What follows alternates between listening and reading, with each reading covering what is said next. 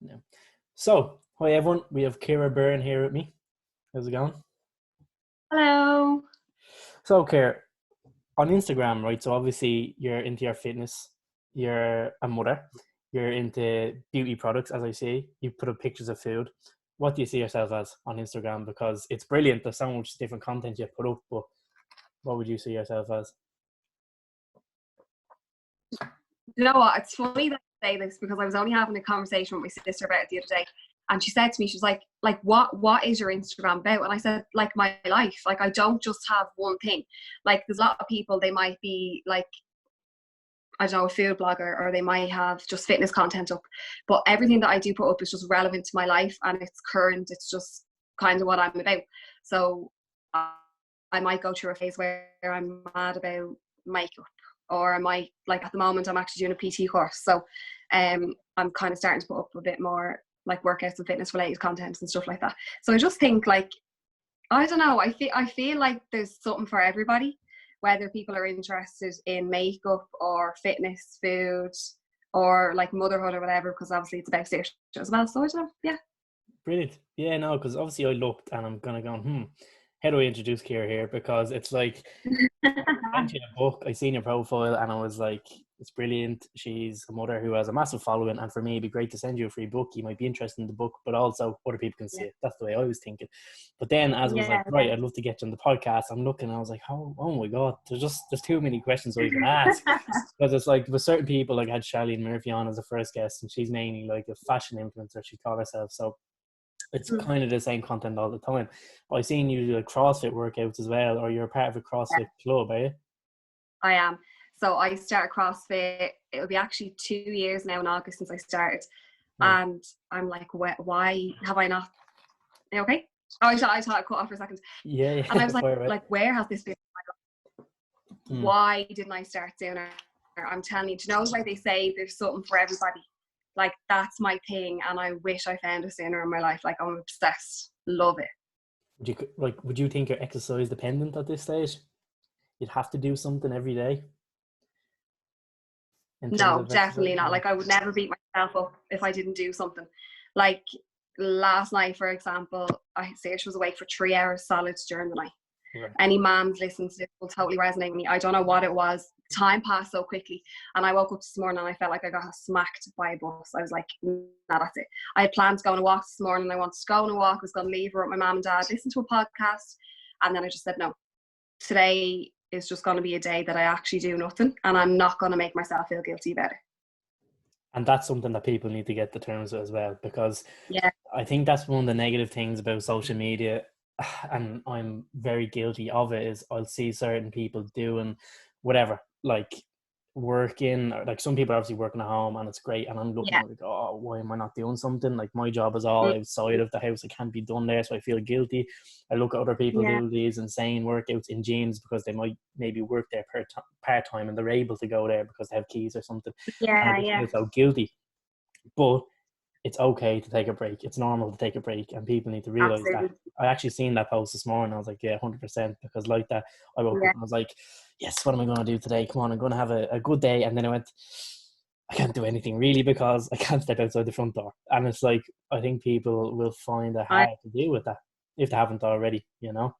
But like, yeah, yeah. yeah, Like that was me there. Like so, last night I had such good intentions. I was like, right, I'm gonna have such a good Friday. Take the weekend off because I'm a secondary school teacher, and this is our midterm break at the moment. So like I'll be back to teaching on Monday, or online teaching.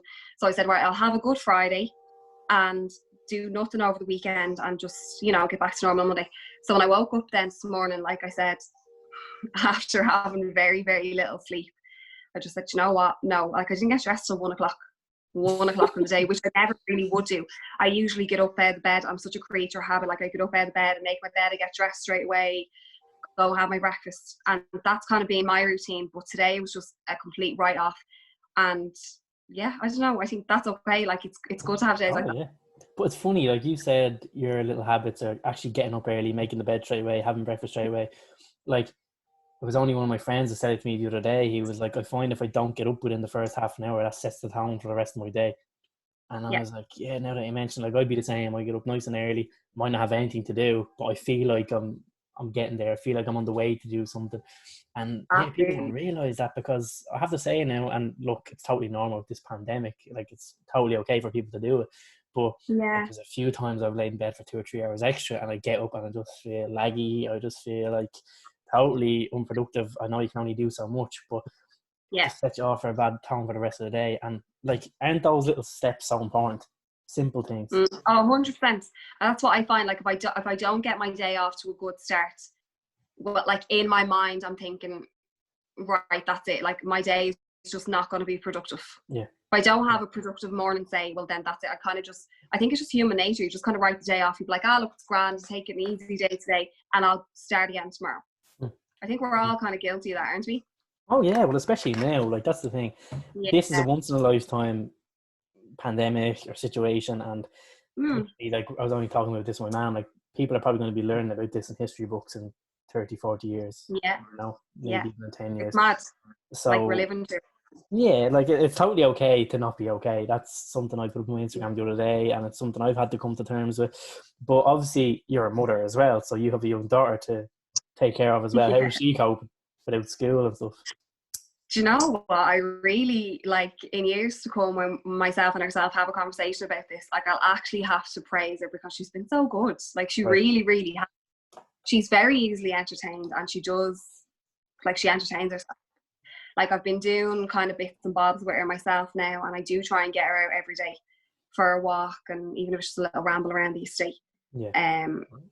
Like, she started to do yoga now. Like, I was trying to just find something to replace. So she does her own, like, little kids fitness class. She usually goes to that on a Friday, and she actually really missed that.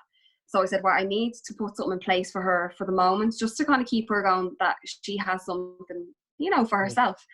Like, I know she's only 3 years old, and people probably think, here, but like, she actually really enjoys it. It's not as if I'm being like a pushy parent and making her do it.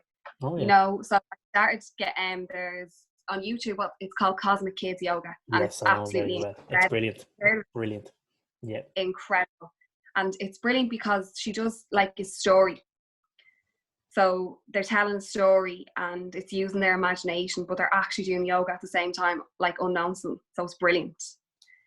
Yeah, it's creative. It's very, very creative, I have to say. Because I've seen it as well. I work Monday to Friday in an after school. And obviously, I run my own classes at the weekend. But for kids, especially that young, like Saoirse, if you were to tell, for example, in my case, right, okay, so we're going to run as fast as we can down to the end of the hall. We're going to do 10 squats. We're going to run back up to the other end and do 10 lunges. The kids look at you like with their heads, and they're like, why would I do that? Like, there's no fun. Whereas if you tell them, okay, you have to run like a cheetah as fast as you can, and when you get down there, we're going to do 10 jumps like a frog, and they look at you like, oh, like, it's unbelievable. So there's something so creative, but that yoga is brilliant, and like that I've seen on your stories as well doing it. Like you said, you wouldn't like to come across as pushy, but that's one thing I think parents need to, I think, step up on, if anything. Because, like, if you look, obviously, you've got the book and everything, and that's what I was trying to hammer home, was the fact the mindset of parents. It starts from, like, as young as 2, as young as 3. And typically, if a child is pushed into not just any sport, but just doing it, so running the park, going to the playground from an early age, they'll keep up some sort of physical activity through life. And obviously, you're doing it with Saoirse, and it's great. But there's such a bad mindset in terms of, oh no, you can't have them doing that. Don't let them do that tree. She'll fall, or he'll fall, or no, you can't in that muddy puddle. Like, why would you do that? Don't get them dirty. All these things. I know. Doing, you know. And the amount of people that I've said, oh, like, Saoirse goes to a fitness class on a Friday, and they're looking at me like, what? A kid's fitness class? And I'm like, like, it's an hour, and I leave her off for the hour. I'd be there for the last few minutes and there, like, and I go off and pot around the village and do whatever I have to do. And people are like, what? Like, looking at me like I've 10 heads. But it's just so good, and like, I never realized how much of an impact that would have on her. It was actually through Instagram that I got put in contact with Sharon, who runs the classes locally, and I brought Saoirse down a few times, and like, she actually started to look forward to it at the end of the week. So it was on a Friday after school, and she'd say, Mom, can I go to my fitness class now? Like, she just loved it. It was a social aspect for her too, and it's really good for the development that way as well, I think. Yeah, well, that's what it is. Like, a lot of it is a social element, and Yeah. like they're making new friends, which is the main thing. Like a Hmm. lot of my friends are through sports and obviously from school as well, but it was a Yeah. crossover. A lot of them that I was in junior infants to or with, I'm best friends with now. Like, and I was with them Yeah. through primary school, secondary school, but we also played sport, and it's good to have a different friend group as well from school, from your Yeah. sports or whatever. But it's just getting them into something like that gives them confidence, as you said, builds their social skills, and Hmm. like to look something like forward to something at the end of the week like that is huge for them. You know, Yeah. it'll make their week. And like I know for me, like there's some parents will come into my classes on a Sunday, and some of them are very just go do it yourself, and they'll sit down, and I'm like, Mhm. thank God, that just makes my life so much easier because I'm happy Yeah. with that. Like that's why I was just thrown into the deep end, and off you go, like it'd be grand. Yeah. Then there's some parents, and it's okay, like they have their own way of dealing with it, and you can't tell someone else how the parent. We all like do it individually, but there's some people that's really like, oh, we'll see how they get on. And it's they'll bring them in the door and the child just go, no. And the parent goes, okay, we're going now. They're not going to like the class. Yeah. So it's like there's pushy and then there's just, I think, having a bit of cop on, in my opinion. Absolutely. And I just think like they need to try it a few times, like you just said there, like in a first impression, it might not be the best for the child. And they might not think that, oh, I won't like this. But it's just kind of have a little bit of perseverance and just kind of seeing them through it, Yeah. because like you said, it's so important. Yeah. And then, so you said you're a secondary school teacher. I am. Right. So that's interesting because I look at your Instagram and I'm like, oh my God, like that could be like your own job with how like full time it is. I'm looking at it and going, Jesus, the amount of time that must be putting the captions and how much you type on it and all your stories and putting up different videos. So like for you, if you could like work like as a full time capacity, like in Instagram or on Instagram in some way, would you do it, or do you love your secondary school teaching job just so much? I really don't think I'd ever do it. I really don't think I'd go and like do Instagram as full time. I absolutely love teaching and I don't feel like I'm working in my job. Right. Like That's I like, go into work every single day and I just love it. I couldn't see myself doing anything else. But then I just have such a passion for fitness and like promoting good and positive mental health as well that I find, I don't know, like it's like kind of my thing on the side, if you get me. oh yeah, oh yeah. Like, and Yeah, look, as I was saying to other people who've taught over the last few days, it's the perfect time yeah, to maybe start promoting stuff on your Instagram because everyone's sitting inside. You have a lot of time to be on your phone, etc. yeah. But it's like for you, what made you start it? My Instagram, Yeah, like and try to like, build your audience. Like, eh, so okay, so I'll go back. My Instagram, I say it's probably like 3.5 years old. So she was only a few months old. I actually started the page with one of my friends who I met through pregnancy yoga, and we okay, had our daughters a day apart, and that's where the whole page came from. And yeah, we did that together for a few months, and then my friend just said, "Look, I'm not really feeling it anymore. I feel like it's too much pressure, like, which I totally understood because Instagram, that's a different story altogether. There's oh yeah, certain pressure with it. So then I just started putting up things like myself and Saoirse, and it was just our life, like stages through her life, whether it was like weaning her onto food, traveling with a small child, going on holidays, baby fashion. Then it was like when I started getting into exercise, then she was, I think, about 2 years old then when I started CrossFit. So like it was kind of just our lives step by step, if you get me, and then it just kind of grew to what it is today.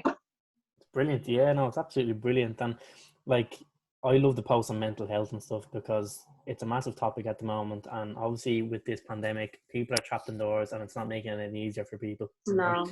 So, posts like that you're putting up are brilliant. And obviously, like, I think people, there's definitely, I'm looking and I'm like, it's different. Like, I don't Mhm. see anybody else really, parents that put up just a page with their own child. And maybe certainly, I've seen a post there that I put earlier on my story, but the caption was talking about just previously about like Saoirse just not having good sleep or something and how you felt Oh bad and yeah.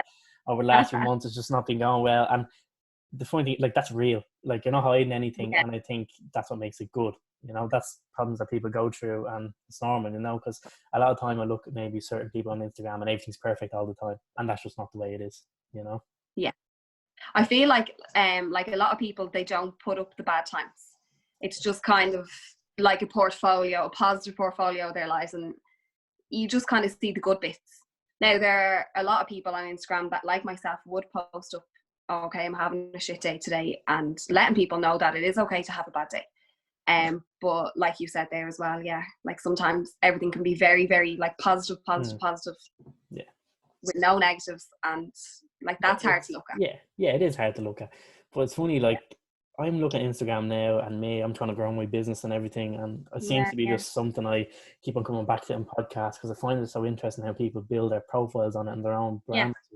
But it's like, I look at Saoirse now, and I'd be thinking, when she's my age, she could have 10 times the amount of followers that you have now. Like, you have up to like 14,000.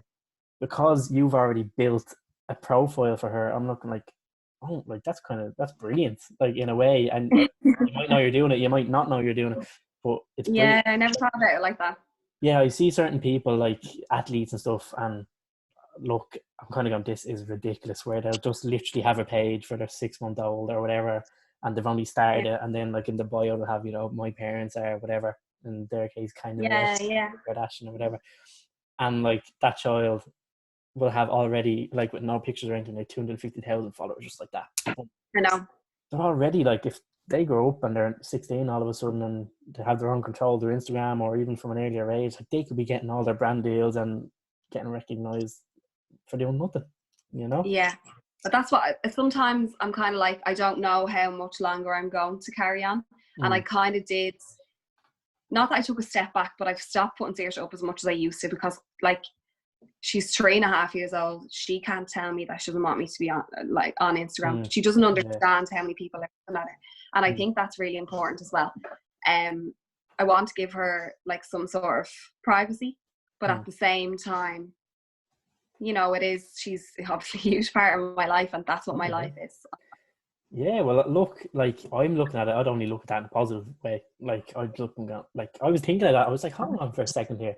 What if you did go, no, I don't want this page anymore, but when Saoirse grows up, like that's some start for her. I know it's mad that like I'm even thinking that way, but like personally, I would have been happy if I started off with that many followers and then I set up a business or something, Yes.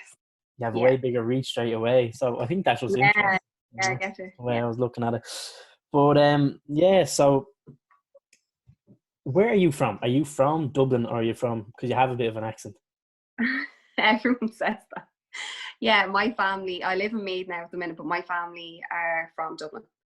So I think I was 10 and we all moved out. So now at the minute I have, on Mum's side of the family, I have an auntie and uncle, Nana, Grandad. Dad's side of the family, 2 aunties and my cousin. Like, we've all moved out here now. Like, right. So very good. Yeah. Like, if you had the choice, would you live in Dublin? Because I know for me, I'm 21 now, and I'm trying to look to, in a few years, 6 or 7 years, if I can go and buy my own home, if that's ever a possibility, because I understand like mortgages and the house pricing is just crazy. Like, it's unbelievable. I know. Like, you're probably looking at 40,000 minimum for a deposit on a house anywhere. Oh, 100%. Like, we'll be here for the rest of our lives trying to save for deposit, never mind gaff. That's what I'm thinking. So it's like, all of a sudden I have to start being realistic and going, oh, do I have to go? And like, my mum from Longford, middle of nowhere, middle of Ireland, and she'd never moved back. She said, like, she was lucky, obviously she had a house with my dad up here like 20 odd years ago. But she's saying to me, and her and my dad are just like, we have no hope for you. Not in a bad way, but they're like it's gonna be so tough to get a house. I know, especially like central Dublin. No, I don't think I'd ever move back. I'm happy enough where I am. Like, Dublin isn't that far away. I think about 40 minutes on a bus, which is accessible. I've got everything that I need. My job is about half an hour away from where I live as well. So everything is at a good distance, I suppose. And then for you, I guess, is you just have to focus on Saoirse. What's best for her as well, isn't it? Yeah, and I wouldn't be, like, her dad lives in the same town as well, so I wouldn't be moving away from him. Yeah, that's very good. To keep the co-parenting. Well, that's it. That's exactly it. So obviously you're saying you're a secondary school teacher, and like, how are you coping with that at the moment? Do you go and you just assign like the students their homework or just work to do during the week, or is there like any calls like this, like over like video call or anything, or how is it working for you? At the moment, before midterm, like, we were working a lot online. Like, we'd be assigning tasks and stuff and keeping in contact as much as possible. I don't know what way that's going to go forward now, because obviously things have changed and this is going to be something long term. So to be honest, I don't know, but I'm just open to anything, just bearing them in mind and their best interests. Yeah. And then, okay, so the Leaving Cert, was the orals were actually completed? So as a French teacher, that broke my heart. So I was on two minds about it. So it was the oral was actually, they were all given 100%, 100 Yes. marks. What do you think Straight about off. that? So I commented on this the day after, and I'm kind of thinking now, like I've had a bit of time to digest it, and I just think there's nothing else they could have done. There really isn't. Like, that was the best thing that they could have done. And I know there's some students that may not have put in as much work as others did, and they all got the same amount of marks. But it's only a small percentage of the whole grade. So I think that kind of needs to be looked at as well. But one thing though that really got me was those students have been working on their French for say 5 or 6 years in school, and they won't get a chance to show it off now. Yeah. That was disheartening as a teacher. Like, that's what I was thinking. I was like, oh, God love them, but they're geared towards the written exam now. I think that's gone. They probably haven't thought about that now. That's in the past. See, that's the thing. Like, when it happened, and they were like, after awarding all these marks, and obviously, like, I failed French in the Leaving Cert. Don't even get me started. It was it was terrible. Like, in the mocks, I did Leaving Cert, higher French, and I was like, oh my God, I think I got 70% in the mocks or something. I was like, oh my God, like, I'm flying. Came I still laugh about it because of just how shocked I was. And I came to the Leaving Cert and I got like 24%. And I remember going in and I've seen that, and like I was on holidays and I got my results, and I was just like, I was shocked. I was like, this doesn't make any sense. These are my results. And then I went and to do a recheck, and the teacher literally sat there and looked at me and was like, you're not getting any marks here. Like, there's no hope. No. It's It's that just bad. not for it. It's not, but at the same time, like, I loved it and I thought I got on well. But for me, then, I was looking at it when they gave 100% to everyone, and I was like, right, I know I worked harder than other people say. So if I was in this situation, I'd be like, at the same time, yeah, I don't like that they're getting that good a mark, but I probably wouldn't have got 100. So it's like, okay, that's a bit. I didn't know where to think. But then again, it's like the actual written exams probably aren't like even going to go ahead. That's what I don't know. I was having a conversation with my mum about that, and we just have to take it day by day, really. It's just keeping them on the straight and narrow, keeping them in some sort of exam mindset, and that's all we can do as teachers at the moment. Yeah, but it's like, do they go to September? Is school going to start back up? Do we wait 18 months until there's a vaccine? And it's like, it's so indefinite that no one, I would find it very, very hard to put myself to study now if I was back in their shoes. Oh, I would as well. I would too. Yeah. And I'm really, really thinking about them, and especially their mental health at the moment, because it must be so tough as a 6th student. And I was actually going to get the car washed the other day, and I heard, I think it was Adrian Kennedy had his talk show, and there was 6th year students on speaking to him. Okay. And it was just listening to their perspective of it kind of made me think a little bit more. I was just like, right, I just need to keep my students working away. That I never kind of thought about it as a whole thing, as a whole country thing. I was just kind of geared towards my own pupils. Yeah. And then when I heard there was 2 girls on the radio, I was like, oh my God love them. Like, yeah. And look, it is so tough, and I'm obviously blessed. Like, my sister now is in 5th year, and I'm thinking for her, I'm like Laura wouldn't be as studious as I would have been. Like, I would really focus on trying to do well and everything when I was in school. But Laura, like, if she doesn't like something, I'm nearly jealous of her, she just won't do it 100%. Whereas when it comes to music and geography, what she likes, she will put 100% into it, and that is it. Yeah. And like, I'm thinking, like, and she's just not studious anyway, and I'm like, if this is her, like, she's so lucky that this wasn't the year that she was doing it. But then I know, hold on, is she gonna have to repeat another year in 5th year? I'm like, it's just, even 5th years as well, like, they're missing out on kind of crucial course content. But if you think about it, then at the very end of 6th year, it's kind of like a big bulk of revision. So the 5th year is going to be fine. They'll have their catch up. They'll have all that contact time with their teachers then, whenever this is all resolved, and they'll be fine. I think so. It will all work. It will. That's why I keep saying to myself, break it into panic. I'm like, it'll be fine. It will all work out in the end. It will. you have to Yeah, keep positive now, 100%. And that's it. like Yeah, that's where I'll try and set goals for myself. And like obviously, as I said to other people, it's hard to try and achieve them because you can't barely leave the house at this stage, and yeah, it is tough. But it's like, and I'm a very get up and go type of person. You obviously are too. But for people that yeah. naturally aren't, this is a really, really tough time. And obviously, like trying to be positive and everything. But I said to other people, like, when is one person not going to have this in the country? You know, When are they what? when is one person, like just one person alone, not going to have this disease? Like, or the, like, Yeah. it's such a weird thing. And it's just the fact, obviously, it's good we're all in the same boat. I know it's hard to say, but at the same It time, really is. I think that's what makes it a little bit more bearable. Like thinking mm, you might wake up, like especially me, like I do suffer with anxiety, and I'm okay at the minute, but I seem to be it's coming in waves. I'll be fine. I'll be like, okay, this is a new way of life. We have to live like this for the moment, and I'll be grand. And then I might wake up the next morning and I'll be like, oh my god, I just can't cope today, and any little thing will set me off. It'd be like things just seem bigger than they are. yeah, I've hyped something up in my head, and like we were talking about earlier on, like the day is just written off. It's gonna be a bad day, and you know that from when you wake up. And no amount of positivity online or positive quotes or anything can get you out of that like dark place, you know. oh yeah, yeah, And I do think that that's so important that people realize that at the minute. And that's why I've been speaking about that online, like especially with what's going on at the moment. I could be talking about that quite a bit, but just at the moment especially, I'm kind of thinking like, yeah, we're gonna say, okay, try and be positive, think about it, we're all the same boat, but as well, we're all gonna have really bad days, and it's gonna hit us differently and at different times.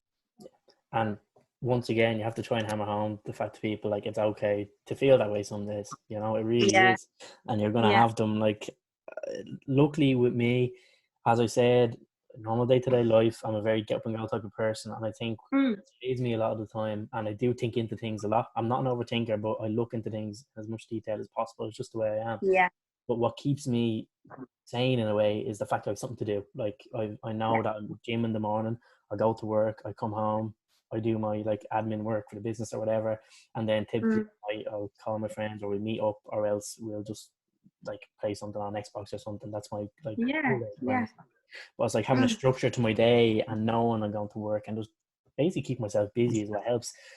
And yeah, trying to do so, obviously, with these these days, just stuck in, like being stuck in the house. But it's like, I know. yeah, there's days I'm getting up and I'm just going, oh my god, I feel terrible. It's okay to feel that way though, and you know, It is. not the only ones. But I highly advise anyone who is kind of not worrying about their mental health, but is question how we can maybe focus on other things, keep yourself busy, to look at Ciara's page. So your Instagram page is Ciara.and.Saoirse. That's right, isn't it? Yeah, it Super. is indeed. So I should definitely check that out. But yeah, so for you over the next, obviously we don't know how long this is going to go on, but like, is your structure now just working Monday to Friday? Like, is there a break as to where, like, what you do with Saoirse in the mornings, or is it just you wake up and see what happens each day? Okay, so I am one of the biggest control freaks you'll ever come across in your life. Like Yeah. I put my hand up and say, and it took me so long to even realize that that's the way I was. But like, if things don't go, let's say I set out a plan in my head and I'd say, right, okay, at 10 o'clock I'm going to do this, and at 1 o'clock I'm going to do this, and it doesn't go that way, well, it just wrecks my head. So the fact that like I'd be going to work and I had such a structure in my life for weeks and weeks and weeks and weeks, and then this happened. And then I was like, oh my God, what am I going to do? So I had to put some sort of structure on my day myself. Mm. And that's like, I write lists all the time, but that's what I started relying on a little bit more so than I would have when I was in work. So I write my list. I don't really put times on it because, like I said, Saoirse's with me, and you know, something could happen that I won't get something done by a certain time. But I feel, and I'm sure you might say the same yourself, you're most productive in the morning. So I plan out my day that I'll say, okay, I'm going to get all my stuff done that I need, prioritizing work and school stuff, especially coming back to Monday now next week.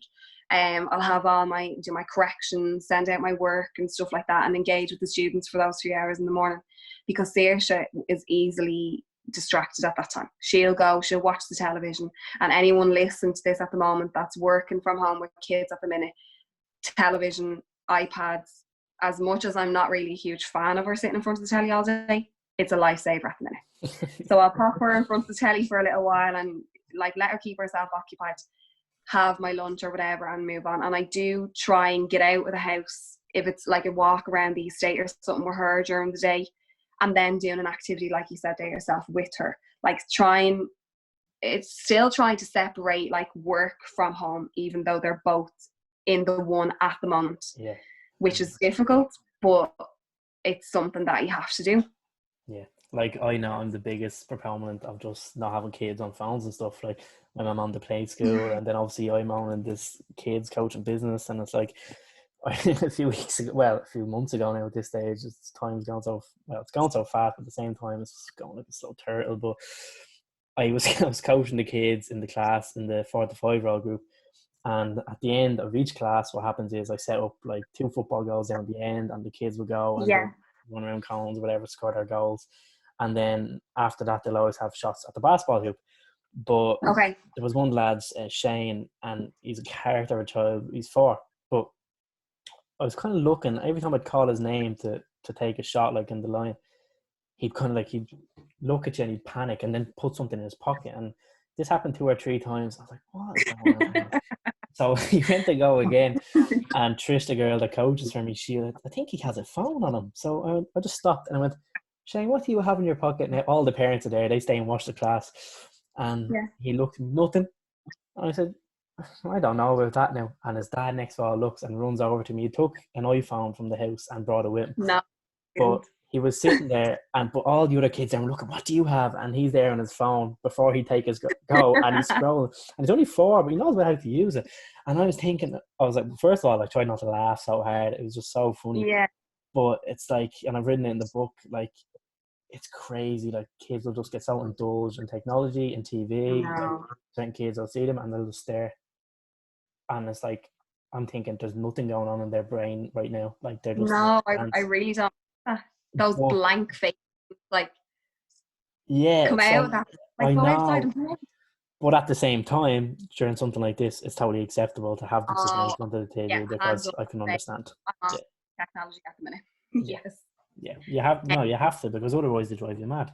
You know, that's why they're in school. They have to keep themselves busy and everything. And I know, yeah. And I did speak about that there on one of my posts recently, and I said, like, there was one morning that Saoirse was eating chocolate at 9 o'clock in the morning. She hadn't even had her breakfast. Like, I wouldn't usually allow that. And, you know, I would give her the odd treat, but not before her breakfast. I'm like, right, just anything does go at the minute.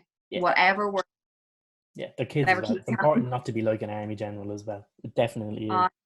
Yeah, you have to allow a bit of freedom as well. I seen earlier though, you put up, I forgot to mention this earlier on, I meant it.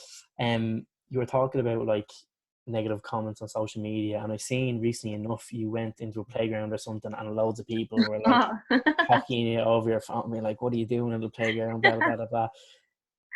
And I was like, I seen you were basically saying, don't be following people that don't inspire you, or that you think portray negativity to you. Like, do you get hate comments like that all the time? Are people texting you, or is it just a once off? Very rarely. Okay. But when it happens, it does hit me hard. I'm like, oh God. And I have like this kind of panic moment. I'm like, why am I on Instagram? I'm deleting my page. That's it. I'm gone. And then I just coach myself. I'm like, Ciara, cop on. Like, you can't let one negative comment just destroy what you've built. Yes. You know, like, there's so many people that I engage with on my Instagram on a daily basis. Like, people, they might not necessarily have like an Instagram page themselves. It might just be a regular person just follows me. But people that I've met through Instagram, and I think about them, I'm like, okay, there's nice people and there's not so nice people. And that's just the way life is. And I need to learn to take it on the chin. And that's something that I need to work on. But what I posted up there last night was because I had a little read online, and I just seen there was comments on posts and stuff like that. Just hate against people. And I'm like, I was just thinking I would love to just write back and say, you wouldn't say that to someone's face. Like, if that person was standing right in front of you, would you say what you're typing? No, they wouldn't. And another thing for me as well, and I'd say it all the time, like if people are watching me and think, oh, this one and this, and have such negative things to say, then unfollow me. Like, I don't care about numbers. I don't care how many people follow me. It doesn't bother me. If I lost 1,000 followers to people, like if I said something like that and I said, right, unfollow me if you don't like me or what I post. If I lost 1,000 followers or whatever it was because of that, I wouldn't care. I'd rather know that people that are following me and are engaging with me on a daily basis actually like the content and the person that I am online. Yeah, that's huge. Like, as I said, even myself, I'm trying to build my own brand and everything, but it's important that it's not just people. Like, it's funny because there was a giveaway put up by a gym the other day, and it was a genius move, and Alpha they were called, and they were giving it away, but they were taking it back after the coronavirus, and it got millions of shares, and they went up like 200,000 followers. But then, like, loads of other gyms started like copying them, and then they went, "Oh no, they're copying us." But they went then and said, "Okay, we're not going to take it back. Whoever we actually, give the giveaway to is going to keep it." So then it made everyone else look silly, But I was like, oh, like it was a genius way of gaining their followers. But then it started dropping off gradually. I think it went from like 220 to like 206,000. But obviously those people just wanted the giveaway, and then the minute they didn't really want to know about what they were doing, they just unfollowed them, And, like, it's funny, I see so many people on Instagram, and it's like, it's so important for them to get their 10,000 followers and to get their 20,000 followers, 30,000, and to keep on going. But it's like, I look at people and they're embedded in it. And I think that's so bad. And it's like the focus is on this picture, and do I look okay in this picture, or is that caption all right? Like, fair enough if this is what you're in for, but it's like, it's hard for me to think it's a career. Okay, people get brand deals and stuff, but it's like, I wouldn't be putting myself under so much stress if it wasn't something I was basically getting paid for, is what I'm trying to say. No, you're right. And what I always try and think about as well is, like, you have to have your own life. Like, you can't live your life through your phone. If Instagram was deleted tomorrow, like, what would people's lives be? Like, I try and think about that sometimes. Now, I sometimes, like, if I was having a shit day, like if I was feeling really anxious, I anxiously scroll through my phone. It's just a bad habit that I have, just for something to do, because I'm such a fidgeter. I can't sit there with my thoughts when I'm having a bad day. So I'm like, okay, I'll look at this. And then I see something, I'm like, oh, they're having a great day. And it makes me feel worse. Yeah.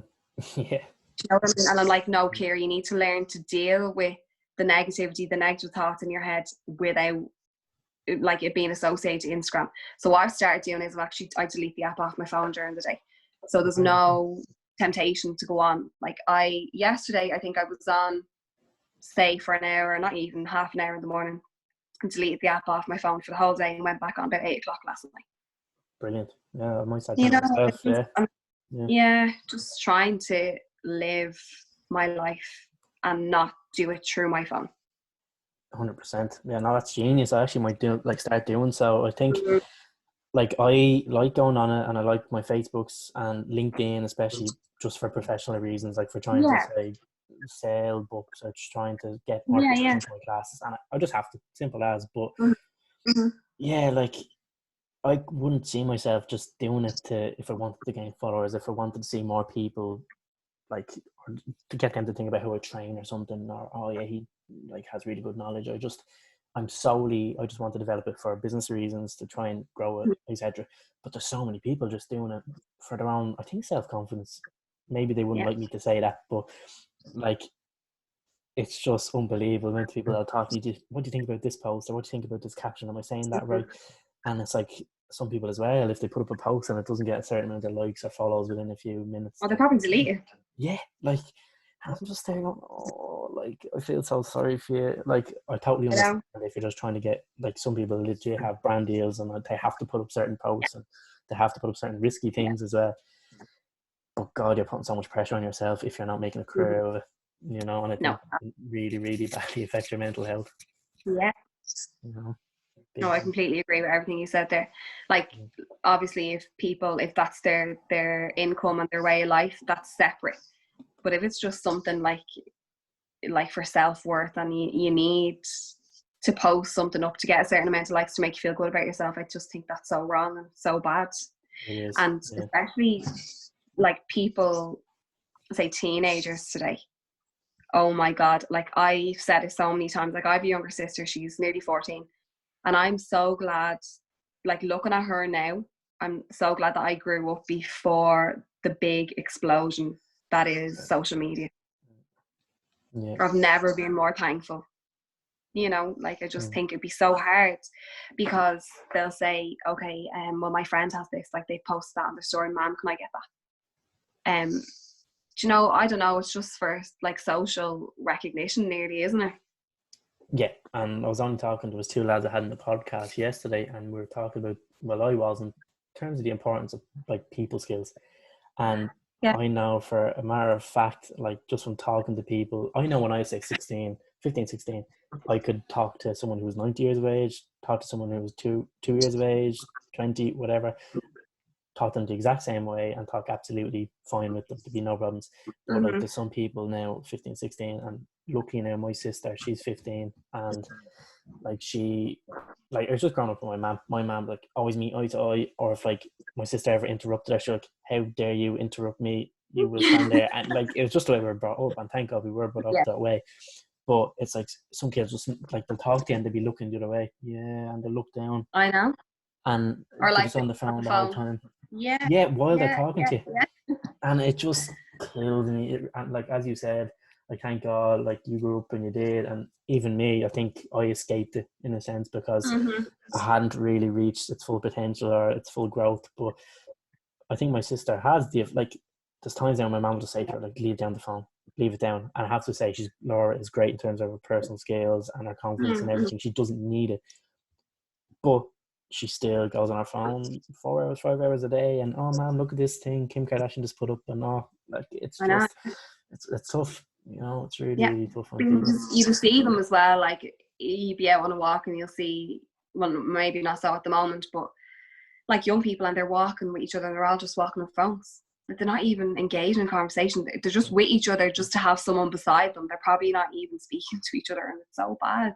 It's sad, really is sad. Yeah, look, it was absolutely great. I'd highly recommend now. Like I'm going to be using that advice with the Instagram, like deleting it and your phone in Yeah. the evening. It's really important because I feel myself, yeah, I'm scrolling through my phone too much. And obviously, as we said already, it's different if you're trying to sell stuff or if you're trying to grow your brand, Yeah. whatever. And I think that's important that you do need to use it as well. You can't be Yeah. totally naive. But I think like I'll definitely start using that myself. But your Instagram is Ciara.and.Saoirse for anyone who wants to go and follow you. You don't have any other social medias or Facebooks or anything that people No. follow? Instagram, and that's it. That's I think I probably go on Facebook maybe once every 2 weeks or a month even. Like I'm never on it. Perfect. Well, look, that was brilliant. Thank you very much. Thank you And so much for having me. keep in touch and try and keep safe during this lockdown. And hope you and Saoirse get on great over the next few weeks. Look after yourself. All right. See you later. Good luck. See you later.